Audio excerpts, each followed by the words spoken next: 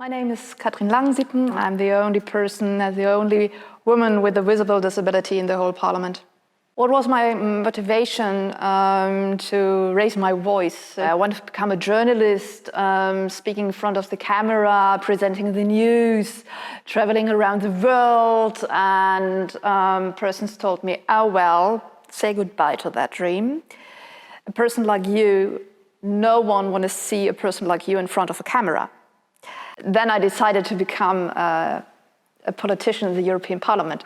I can raise my voice for persons with disabilities who are maybe not able to, or scared, or whatever. The current situation for persons with disabilities in the labor market or in the labor sector is really, really bad. Around 50% of persons with disabilities don't have a job.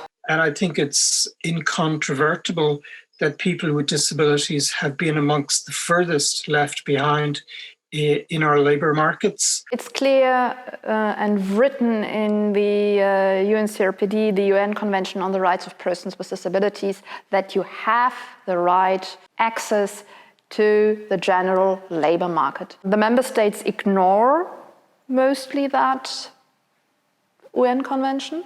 That's against the human rights law, as you can say. I wrote a report on that issue, on the situation of persons with disabilities in the labour market in the European Union. And I wrote it not alone, I wrote it with other persons with disabilities. And we had a light on the situation, how it is bad, and what can we change. The problem is the issue that persons with disabilities are not visible in the society.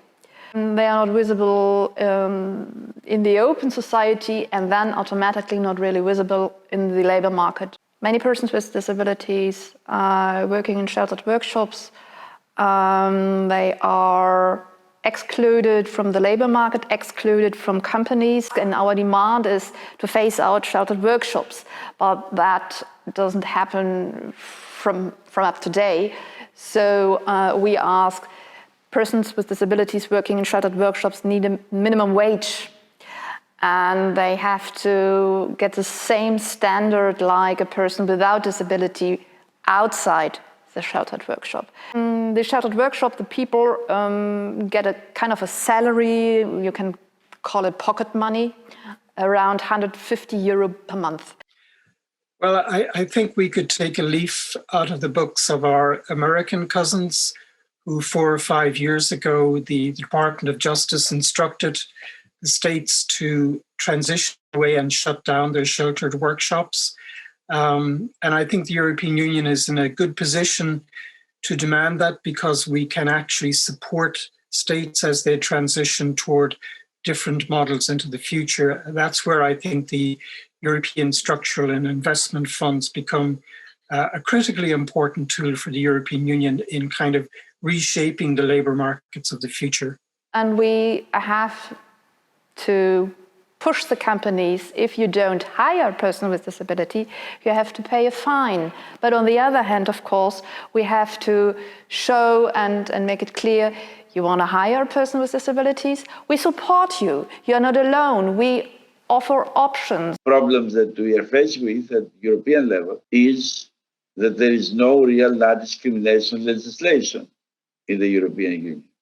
We need persons with disabilities in all departments, levels and fields of our societies. We need focal points. We need the support of social companies, for example.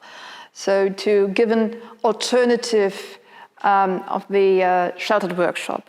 We have to implement the UN Convention in all sectors, in all fields, to create an inclusive Europe, to travel around, to work wherever I want, and to have an inclusive labour market. We're talking about equality, not more or less.